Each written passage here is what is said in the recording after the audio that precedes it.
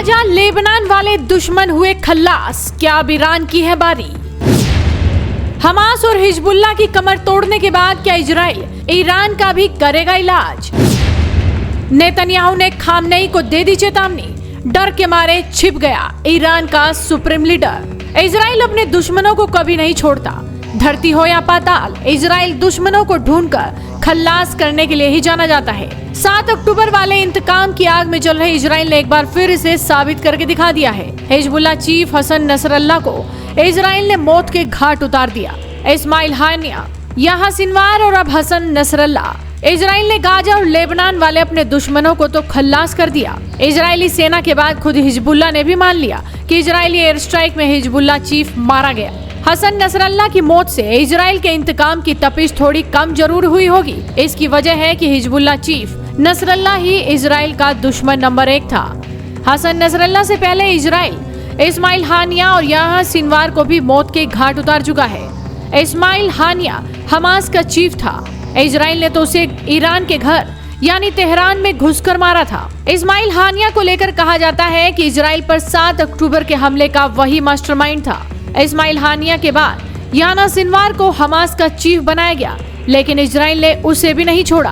Benjamin Netanyahu की सेना ने सिनवार को भी मौत के घाट उतार दिया। इस तरह इजराइल ने हमास को बुरी तरह तोड़ा और 7 अक्टूबर के हमले का इंतकाम पूरा किया। हमास के कमजोर पड़ने के बाद हिजबुल्लाह इजराइल को लगातार चुनौती दे रहा था। लेबनान से इजराइल में रॉकेट दाग रहा था। इजराइल ने लेबनान वाले दुश्मन को भी टारगेट में लिया और उसने हिजबुल्लाह चीफ हसन नसरुल्लाह को बेरूत में मार गिराया। हिजबुल्लाह को ईरान ही पर्दे के पीछे से मदद कर रहा था।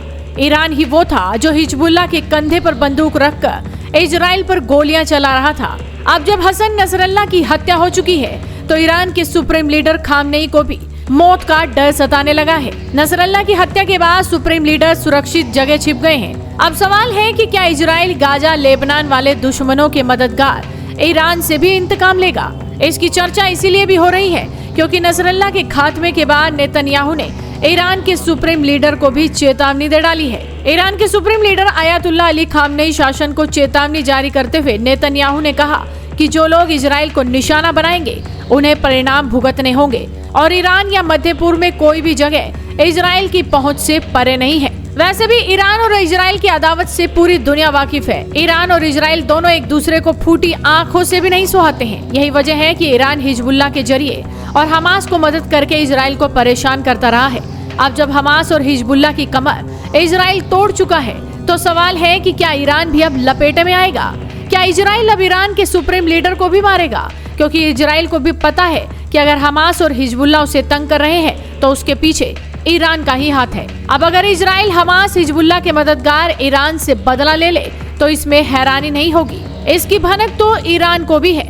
यही वजह है कि नसरल्लाह की मौत के तुरंत बाद सुप्रीम लीडर सेफ जगह पर छिप गए हैं। अब तो सोशल मीडिया पर भी यही चल रहा है। नसरल्लाह के बाद अब ईरान की बारी। आप इन तस्वीरों में देखिए कि यूजर्स कह रहे हैं कि इस्माइल हानिया गया, फिर नसरल्लाह गया और अब बारी खामनेई की है। तो आपको क्या लगता है कि इजराइल ईरान का भी जल्द खात्मा करने वाला है? अपनी राय हमें कमेंट कर जरूर बताएं। साथ ही इस वीडियो को शेयर करें और जुड़े रहिए हेडलाइंस इंडिया के साथ।